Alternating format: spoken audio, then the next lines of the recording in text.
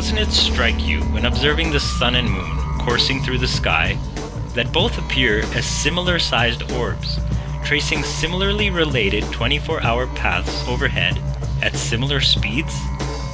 Is this simply just coincidence?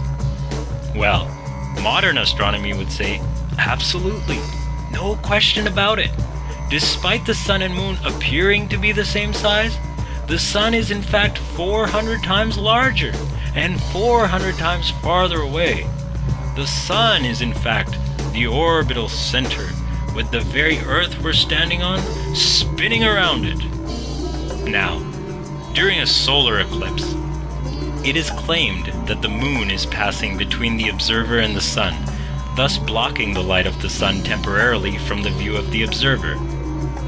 Okay, then what about lunar eclipses? Well, according to the authorities, as we've all been fed, lunar eclipses occur when the ball Earth moves between the sun and the moon, and we see the resulting shadow. But over 50 times in the last 500 years, none other than the Royal Astronomical Society of Britain has noted lunar eclipses which occurred when both the sun and moon were visible in the sky. Not to mention several of those times when the alleged ball Earth shadow has been seen on the wrong side of the lunar disk. December 10th, about 6:30 in the morning. It's about 18 degrees out here, and we're standing on top of Cahokia Mounds, just east of St. Louis. Behind me is a full moon, which will soon be going into a full lunar eclipse as it sets, kind of a rare experience, while at the same time behind us, the sun is already beginning to rise. So this could be a very interesting and beautiful experience.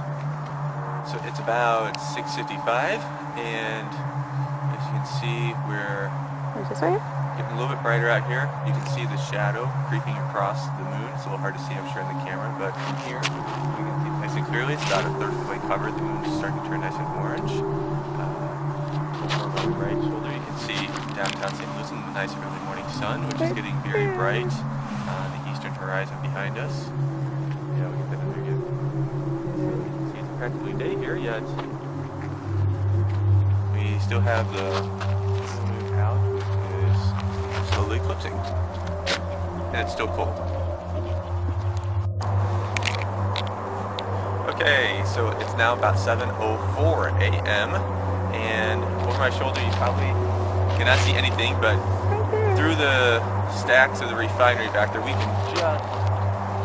can just barely make out a little bit of the moon left. It's about 2/3 the way covered with Earth shadow, and it's turning a sort of pale orange, pinkish color. But with the bright morning sun coming up, there's not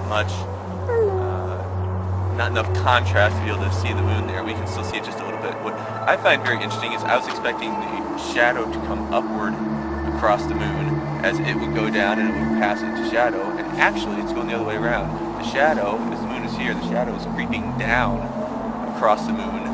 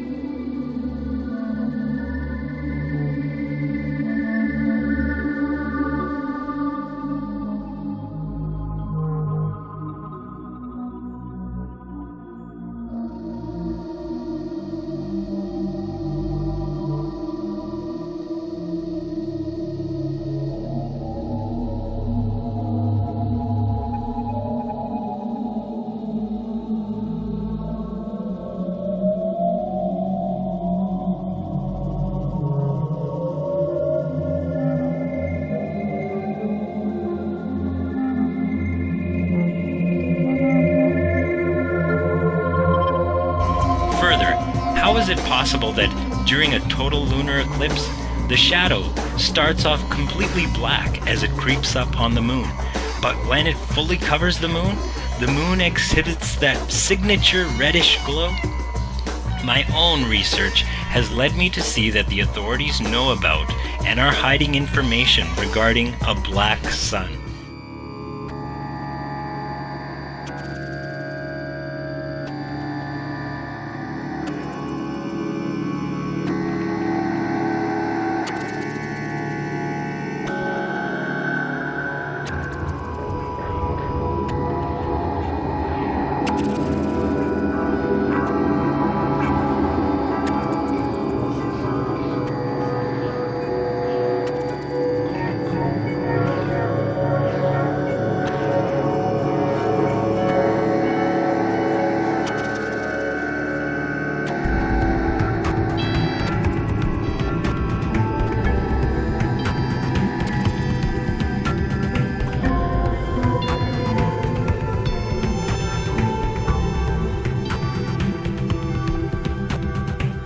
the ball Earth, there's no real up or down. It's all relative to the center, and this is possible thanks to gravity. Now, naturally, a spinning object tends to keep other objects from sticking to it due to centrifugal force, normally causing the objects to fly right off. But on the ball Earth, thanks to gravity, of course, people, buildings, and even the very air are all stuck to the surface of the ball, and would be none the wiser had it not been for authorities such as Galileo, Newton, and NASA to tell us otherwise. Thusly, considering gravity, if objects with mass are attracted towards each other, why hasn't there ever been an object massive enough to demonstrate that water would stick to it, as is claimed the oceans, lakes, and rivers do on a ball Earth? And if the excuse is then given that the Earth's gravity would far supersede that of any other object, then how is it that the moon is said to affect water levels at sea level on Earth? Further, how is the combined mass of a helium-filled balloon repelled by the mass of the Earth? Or, what up there is attracting the balloon to itself? Or are these really just the laws of density and buoyancy, with up and down actually existing as we perceive? Obviously, dense objects sink when placed in a less dense medium, and this law of density-buoyancy perfectly explained the physics of falling objects long before Isaac Newton proposed his theory of gravity. But Isaac Newton was a knight of the British Order, and I personally find it strange that he was allegedly born on Christmas Day and died on the vernal equinox. And why did his coat of arms have 2 crossed bones on a black shield? Was he indeed a Freemason or Rosicrucian?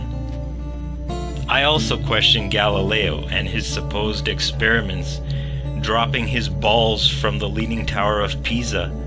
While Giordano Bruno and other contemporaries of Galileo were burned at the stake after being publicly tortured, Galileo was merely placed under supposed house arrest, while his associations with the Jesuits have long been acknowledged.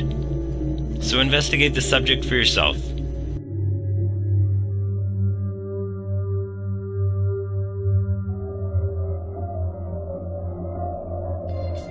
Newton said that if an object falls, it's because there's a mysterious force called gravity pulling it down.